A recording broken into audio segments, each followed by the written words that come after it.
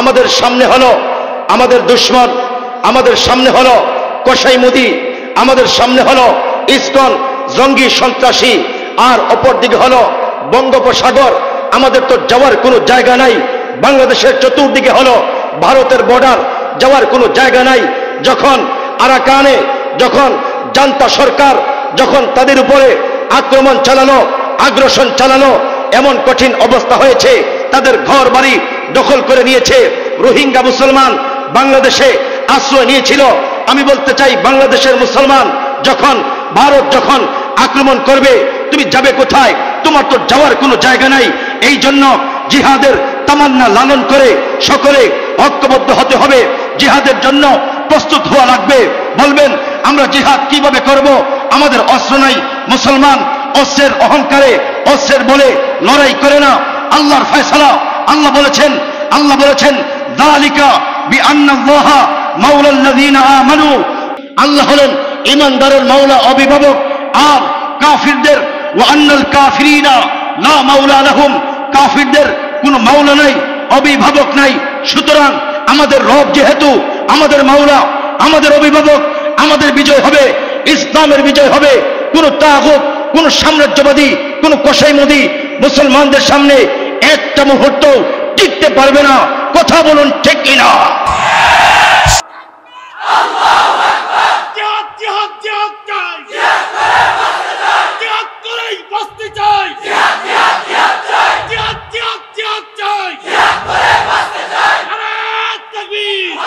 মুহতারাম হাজিরিন, মুসলমানদের সোনালী ইতিহাস কেমন? চতুর্দিকে খুঁটির সাথে বেঁধে নির্যাতন করতেছে, চতুর্দিক থেকে তীর মারতেছে। তীরের কারণে খুবাইবের শরীর থেকে গোশত খসে খসে পড়তেছে। এবার খুবাইবকে কাফির মুশরিকরা বলতেছে, ও খুবাইব, মুহাম্মদের ঠিকানা বলো, তোমাকে ছেড়ে দিব। খুবাইব বলতেছেন, আমার দ্বারা সম্ভব হবে না। এবার বলতেছে, শোনো, তুমি কিছু বলতে হবে না, মুহাম্মদকে একটা গালি দাও। যদি মুহাম্মদকে গালি দাও, তোমাকে ছেড়ে দেওয়া হবে। আর না হয় তোমাকে এমন ভাবে কষ্ট দেওয়া হবে, তুমি চিন্তাও করতে পারবে না, ভীষণ কষ্ট দেওয়া হবে। আল্লাহু আকবার। তখন হযরত খুবাইব একটা ঈমান দীপ্ত কবিতা বলেছিলেন। খুবাইব বলেছিলেন, কাফিরেরা শোনো, ফালাস্তু উবালি হিনা উক্তালু মুসলিমা আলা আই জামবিন কানা লিল্লাহি মাসরাই ওয়া যালিকা ফি জাতিল ইলাহি ওয়া ইন ইয়াশা ইউবারিক আলা আওসালে শিলমিন মুমাজ্জাই। কাফিরেরা শোনো, ফালা উবালি, আমি কোনো পরোয়া করি না, আমি শহীদ হয়ে যাব। কেন না, হিনা উক্তালু মুসলিমা, আমি মুসলমান হয়ে মারা যাচ্ছি। শোনো, একটা বকরিকে যখন জবাই করা হয়, জবাই করার পর তার চামড়া সোজাভাবে সিলানো হবে না উল্টো করে চামড়া সিলানো হবে? বকরি যেমন পরোয়া করে না, আমিও পরোয়া করি না। এরপর মক্কার কাফিরেরা খুবাইবকে বৃষ্টির মতো খুবাইবের দিকে তীর মারতেছে, বল্লম দ্বারা আঘাত করতেছে। খুবাইব আল্লাহ রব্বুল আলামিনকে বলতেছেন, আল্লাহ, আমার তো প্রাণবায়ু বের হয়ে যাবে, আমি মারা যাব। আমি চাই জীবনের শেষ বারের মতো তোমার কুদরতি কদমে আমি সিজদা দিতে চাই। আল্লাহ, আমি তো সিজদা দিতে পারতেছি না, কাবাগর আমি দেখতেছি, আমার মাথা একটু নত করে দিব। আর আমার এই মাথা নতকে আপনি জীবনের শেষ সিজদা হিসেবে কবুল করুন। আল্লাহু আকবার। যখন কাফির মুশরিকরা দেখার পর বুঝতে পারলো, খুবাইবের চেহারা ঘুরাইয়া অন্যদিকে দিল, সঙ্গে সঙ্গে খুবাইবের জবান থেকে বের হয়ে গেল, শোনো, ফাইনামা তুওয়াল্লু ফাসাম্মা ওয়াজহুল্লাহ, যেদিকেই মুখ ঘোরাও না কেন সেই দিকে আমার আল্লাহ রয়েছেন। আওয়াজ দেওয়া সকলে বলি আল্লাহু আকবার।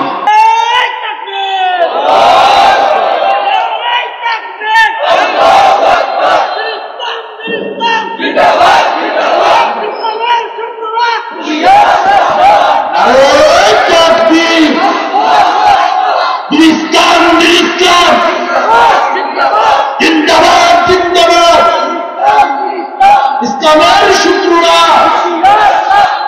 আল কোরআনের আলো, ইসলামের কালো হাত ভেঙে যাও, ঘুরিয়ে যাও। মুহতারাম হাজিরিন, আজকে চতুর্দিকে আমরা ইসকনের ব্যাপারে কথা শুনতেছি। ইসকন চক্রান্ত করতেছে, বাংলাদেশের মানুষকে কষ্ট দিচ্ছে। মাইকের অপারেটর মাইকের আওয়াজ বাড়িয়ে দাও। যত সময় যাচ্ছে আওয়াজ শুধু কমতেছে। আমি একটা কথা বলতে চাই, ইসলামের মধ্যে অমুসলিমের কি অধিকার রয়েছে, সংখ্যালঘুদের কি অধিকার রয়েছে, আমি সংক্ষেপে কয়েকটা কথা বলতে চাই। নবীজি সাল্লাল্লাহু আলাইহি ওয়াসাল্লাম ছিলেন রাহমাতুল লিল আলামিন, গোটা পৃথিবীর সমস্ত মাখলুকাতের জন্য নবীজি ছিলেন রহমত। কি ছিলেন? রহমত। একজন বিধর্মী সংখ্যালঘু অমুসলিমের জন্য ইসলামে তার ব্যাপারে কথা রয়েছে। নবীজি পরিষ্কার বলেছেন, মান কাতালা মুআহাদান লাম ইয়ারিহ রাইহাতাল জান্নাহ। কেউ যদি বিনা অপরাধে কোনো অমুসলিমকে, কোনো সংখ্যালঘুকে, কোনো হিন্দুকে কেউ যদি বিনা অপরাধে হত্যা করে কখনো জান্নাতের সুঘ্রাণ পাবে না, অর্থাৎ সে হবে জাহান্নামী। শুধু তা নয়, অমহতারাম হাজিরিন, মক্কা বিজয়ে নবীজি সাল্লাল্লাহু আলাইহি ওয়াসাল্লাম যখন 10,000 সাহাবায়ে কেরামের জামাত নিয়ে মদিনা থেকে মক্কায় গিয়েছিলেন, নবীজি সর্বপ্রথম বলেছিলেন, আমার সাহাবারা শোনো, কোনো ফলদার বৃক্ষে, ফলদার গাছে তোমরা আঘাত করবে না, ফলদার গাছ তোমরা কাটবে না। শুধু তা নয়, বিধর্মী কোনো নারী, কোনো শিশু, কোনো অসুস্থ, কোনো বৃদ্ধকে তোমরা আক্রমণ করবে না। শুধু তা নয়, ইতিহাসের মধ্যে রয়েছে, হাদিস শরীফে পাওয়া যায়, নবীজি লক্ষ্য করে দেখেন একজন বৃদ্ধা মহিলা অনেক কষ্ট করতেছে, একটা গাঁটটি নিয়ে একবার মাথায়, একবার পিঠে, একবার কুলে একটা গাঁটটি নিয়ে কষ্ট করতেছে। নবীজি বৃদ্ধা মহিলাকে দেখে বলতেছেন, মা কি ব্যাপার, কেন পেরেশান দেখা যাচ্ছে, আপনার কি কষ্ট হচ্ছে? বৃদ্ধা মহিলা নবীজিকে চিনে না, বলতেছে, তুমি কে? অপথিক, শোনো, তাড়াতাড়ি পলাও, আব্দুল্লাহর পুত্র মুহাম্মদ মদিনা থেকে 10,000 বাহিনী নিয়ে মক্কায় আক্রমণ করেছে, তোমাকে হত্যা করে ফেলবে। নবীজি বলতেছেন, মা আমি ভয় পাই না, বলুন আপনাকে কি সহযোগিতা করা লাগবে? নবীজি এই কথা বলে মহিলার হাত থেকে গাঁটটি নিয়ে নবীজি নিজে মাথায় করে নবীজি চলতেছেন, বৃদ্ধা মহিলা চলতেছে। চলতে চলতে এক পর্যায়ে যখন মহিলা নিরাপদ জায়গায় চলে যায়, নবীজি বলতেছেন, মা আপনার গাঁটটি নেন। মহিলা বলতেছে, বাবা তোমার পরিচয় কি? তোমাকে আমি চিনলাম না, তুমি অনেক কষ্ট করেছো। কয়েকটা টাকা বের করে বলতেছে, এই পারিশ্রমিক নাও, এই বিনিময় নাও। নবীজি বলতেছেন, মা কোনো পারিশ্রমিক লাগবে না, কোনো বিনিময় লাগবে না, আমি পারিশ্রমিকের জন্য আপনার উপকার করি নাই। মহিলা অবাক হয়ে যায়, বলতেছে, কি বলতেছ? বিনা বেতনে, বিনা পারিশ্রমিকে কোন মানুষের উপকার করতে পারে আমি জীবনে দেখি নাই, আমার এই কানে কখনো শুনি নাই। বাবা তুমি কে? তোমার পরিচয় বলতে হবে। নবীজি বলতেছেন, ও মা শোনো শোনো, তুমি যেই আব্দুল্লাহর পুত্র মুহাম্মদের ভয়ে মক্কা ছেড়ে তুমি পালিয়ে যাচ্ছ, আমি হলাম সেই আব্দুল্লাহর পুত্র মুহাম্মদ। আওয়াজ করে সকলে বলি আল্লাহু আকবার। ও মুহতারাম হাজিরিন, শুধু তা নয়, বৃদ্ধা মহিলা বলতেছে, তুমি মুহাম্মদ, তোমার ব্যাপারে কত বাজে কথা মক্কার নেতারা বলেছে, তারা তোমার অনেক সমালোচনা করেছে, তোমার ব্যাপারে অনেক গালি দিয়েছে, আমি তো তোমাকে কোনোদিন দেখি নাই। বাবা তুমি কি সেই মুহাম্মদ? আমি আজকে বুঝতে পেরেছি তুমি সত্য, তোমার দিন সত্য, তোমার দাওয়া সত্য। আমি আর দেরি করব না, সাথে সাথে লা ইলাহা ইল্লাল্লাহ বলে মহিলা মুসলমান হয়ে যায়। আওয়াজ দেওয়া সকলে বলি সুবহানাল্লাহ। ও মুহতারাম হাজিরিন, শুধু তা নয়, নবীজি পরিষ্কার বলেছিলেন, মান দাখালা দারা আবি সুফিয়ান ফাহুয়া আমিন। যে আবু সুফিয়ানের ঘরে আশ্রয় নিবে তাকে নিরাপত্তা দেয়া হবে, তাকে হত্যা করা হবে না। ওলামায়ে কেরাম এখানে আছেন, হিন্দু ভাই যদি এই এলাকায় থাকে তাদেরকে বলতে চাই, শোনো, আজকে যদি কোনো মুসলমানের পাশে কোনো প্রতিবেশী যদি হিন্দু থাকে আর সে যদি অসুস্থ হয়, ইসলামের শিক্ষা হলো ওই মুসলমান হিন্দুর সেবা করবে। এইরকম ভাবে কোনো হিন্দু যদি কষ্ট করে ক্ষুধার্ত থাকে, এইরকম ভাবে কোনো মুসিবতে পড়ে যায়, মুসলমান সহযোগিতা করবে তার প্রতিবেশী হওয়ার কারণে।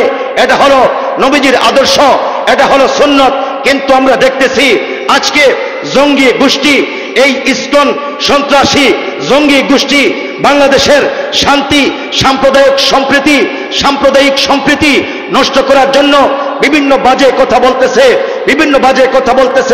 বিভিন্ন সময়ে জঙ্গি সন্ত্রাসী কর্মকাণ্ড চালাচ্ছে।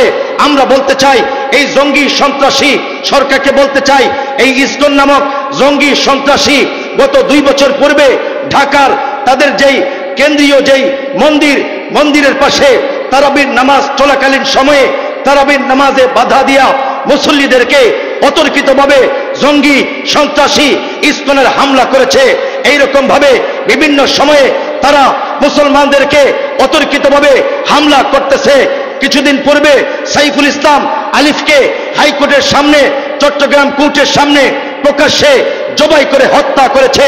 আমরা বলতে চাই, এই ইসকন সন্ত্রাসী জঙ্গি যেমন পৃথিবীর 11টা রাষ্ট্রে নিষিদ্ধ, মালয়েশিয়া ইসকন নিষিদ্ধ, চীনে ইসকন নিষিদ্ধ, সৌদি আরবে ইসকন নিষিদ্ধ, ইরানে ইসকন নিষিদ্ধ, এইরকম ভাবে বাংলাদেশ সরকারের কাছে আমাদের আবেদন, এই সন্ত্রাসী জঙ্গি ইসকনকে নিষিদ্ধ করতে হবে। আর যদি নিষিদ্ধ করা না হয়, আর ইসকন যদি বাংলাদেশে কোনো জঙ্গি সন্ত্রাসী কর্মকাণ্ড চালায়, তাহলে মুসলমান আর বসে থাকবে না। মুসলমান যখন মাঠে নামবে, ইসকনের পিঠের চামড়া থাকবে না। কথা বলুন ঠিক কিনা? মুহতারাম হাজিরিন, আমরা হলাম মুসলমান, উদার জাতি। ইসলাম উদারতার ধর্ম, পবিত্রতার ধর্ম। কথা বলুন ঠিক কিনা? এই জন্য মুহতারাম হাজিরিন, যেহেতু চতুর্দিকে বিভিন্ন চক্রান্ত চলতেছে, আমাদেরকে সজাগ হওয়া লাগবে কি লাগবে না? অবশ্যই লাগবে। মুহতারাম হাজিরিন, এই যে আমাদের পাশে ভারত, এই ভারতের মধ্যে মুসলমানরা শত শত বছর এই ভারত শাসন করেছে, কিন্তু কখনো মুসলমান যখন ভারত শাসন করেছে, কোন সংখ্যালঘু কোন বিধর্মীকে মুসলমান শাসকরা কখনো আক্রমণ করে নাই। কথা বলুন ঠিক কিনা? মুহতারাম হাজিরিন, এই ভারত যেই স্বাধীন হয়েছে, ওলামায়ে কেরামের অবদান রয়েছে। বাংলাদেশ যেই স্বাধীন হয়েছে দ্বিতীয়বার, ওলামায়ে কেরামের অবদান রয়েছে। ব্রিটিশরা যখন ভারতবর্ষ যখন দখল করলো, ওলামায়ে কেরামকে এমন ভাবে জুলুম নির্যাতন করেছে। মুহতারাম হাজিরিন, 1962 থেকে 1862 থেকে 65 ইংরেজি ওলামায়ে কেরামকে এমন ভাবে জুলুম নির্যাতন করা হয়েছিল। দিল্লি থেকে নিয়ে খায়বার পর্যন্ত 14,000 আলেমকে ফাঁসির কাস্টে ঝুলানো হয়েছিল। প্রত্যেকটা গাছে গাছে আলেমের লাশ ঝুলেছিল। এইরকম ভাবে 27,000 হাফিজে কোরআনকে শহীদ করা হয়েছিল। এইরকম ভাবে 3 লক্ষ কোরআনুল কারীমের কপি আগুনে জ্বালিয়ে দিয়েছিল। শুধু তা নয়, ইংরেজের একজন মুয়াররিখ, যার নাম হলো থমাস বলতেছে, আমি একবার লাহোরের শাহী মসজিদের পাশে গেলাম, মানুষের লাশ পুরার গন্ধ আমার নাকে আসতেছে। আমি গিয়া দেখি বিশাল বড় বড় এক একটা কড়াই, 10টা কড়াই, এক একটা কড়াই এত বড়, যেই কড়াইয়ে 10 মণ তেল নিক্ষেপ করে তেল জ্বালানো হচ্ছিল। তেল টকবক টকবক করে জ্বলতেছে।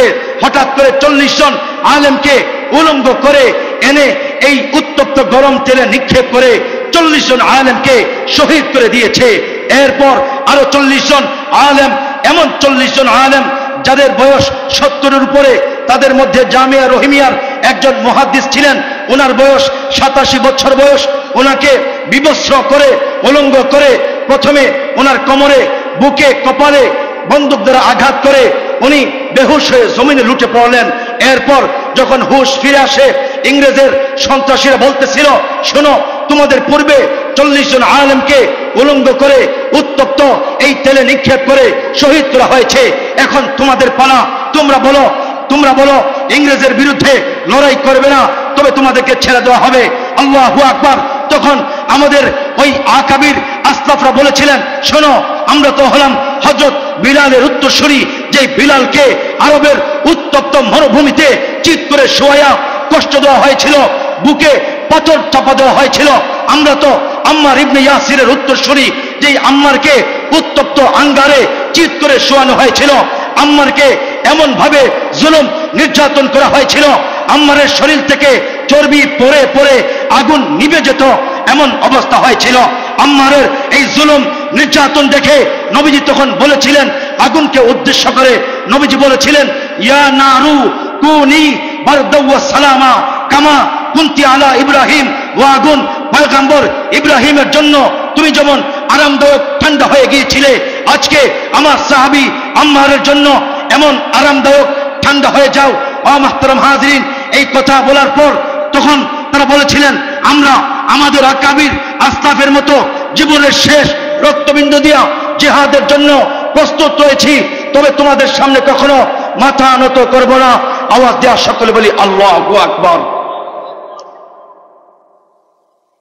মাহতারাম হাজরিন, এই ভারত যখন স্বাধীন হলো, ওলামায়ে কেরামের অবদান ছিল। বাংলাদেশ দ্বিতীয়বার স্বাধীন হয়েছে, ওলামায়ে কেরামের অবদান ছিল কি ছিল না? অবশ্যই ছিল। এই যে বিগত 15-16 বছর খুনি ফ্যাসিস্ট একটা লেডি ফেরাউন কতটা আলেমদেরকে কতটা কষ্ট দিয়েছে, এইরকম ভাবে অত্র এলাকার কৃতি সন্তান ইলিয়াস আলীকে ভারতের বিরুদ্ধে কথা বলার কারণে তাকে গুম করেছে। এইরকম ভাবে বিভিন্ন জায়গায় আয়নাঘর তৈরি করে মানুষকে কত নির্মম ভাবে কষ্ট দিয়েছে। একজন আইনজীবীর বক্তব্য শুনলাম, আইনজীবী বলতেছে, আমাকে 6 মাস এমন ভাবে কষ্ট দেওয়া হয়েছিল, হাত পিছনে বাঁধা ছিল, 6 মাস 1 মিনিটের জন্য মাটিতে শুয়ে ঘুমাইতে পারি নাই, মাত্র 1 মগ পানি আমাকে দেওয়া হয়েছিল, এত কষ্ট দিয়েছে। আমরা বাংলাদেশ সরকারকে বলতে চাই যে এই খুনি হাসিনা এই বাংলাদেশের মধ্যে এত হত্যাযজ্ঞ চালিয়েছে,